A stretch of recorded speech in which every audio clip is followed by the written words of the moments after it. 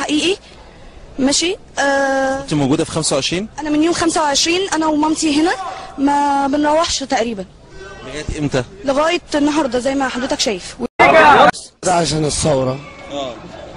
عشان ايه؟ عشان الثوره. مش فاهم، وضح اكتر. شجع مصر الراجل. بشجع مصر. مصر دي امي ونيلها هو دمي، ولازم احنا نضحي بقلبنا. وعشان بص يعني حسن النهب علينا في كتير.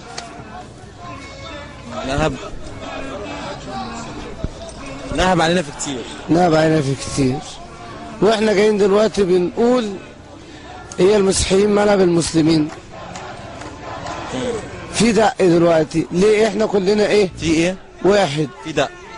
كلنا واحد دلوقتي، ما ينفعش يلاقوا واحد مسلم ويضربوه فيه.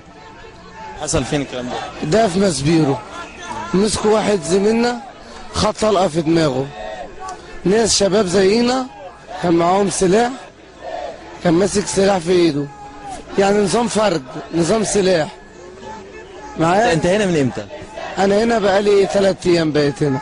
بتبات بقالك 3 ايام؟ بقالي 3 ايام. جيت النهارده الصبح؟ انا بقالي 3 ايام هنا.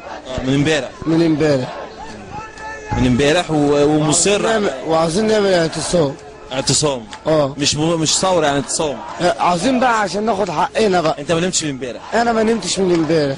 تعبان وجاي عشان لهدف معين؟ لهدف معين، اللي احنا نعمل ثوره النهارده ونتكلم في حقوقنا. طيب هو زي ما سمعتوا كده بقاله 3 ايام ما نامش وهو كده.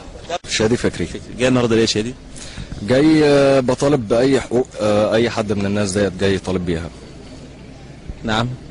تاني ليا مطالب زي ان مثلا عذرا في استخدامي للالفاظ، بس انا مش هدي الشغل سمكري لواحد نجار. الناس اللي بتحكم انها تكمل مسيرتها تبتدي تعيد ترتيب اوضاعها. انا من رايي ان هم بينيمونا. يعني بينيمونا ازاي؟ هقول لحضرتك. يعني بنج مثلا؟ لا مش بنج، بس هم بينيمونا بطريقه اقعدوا في بيوتكم واحنا هنعمل شهر، في التاني، في التالت، في الرابع، وفي الاخر هيرجعوا يقولوا هيرجع في الاخر ان المجلس العسكري وان طنطاوي وان كل دول بيضحكوا علينا، بينيمونا عشان برضو يعني بالبلدي زي ما بنقول عشان كل مصري يفهم، بيكوسوها. عايزين ينهبوا. بيجوزوها؟ لا بيكوسوها، عايزين قابلنا شباب. اسم حضرتك؟ محمد. انت جاي النهارده ليه يا محمد؟ جاي من التحرير ليه؟ يعني انا بصراحه انا جاي عشان اتفرج على الناس بس. واشارك معاهم.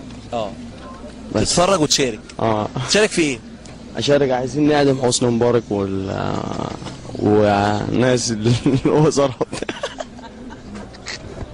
طب ايه اللي بيضحكك؟ صحابي. ليه؟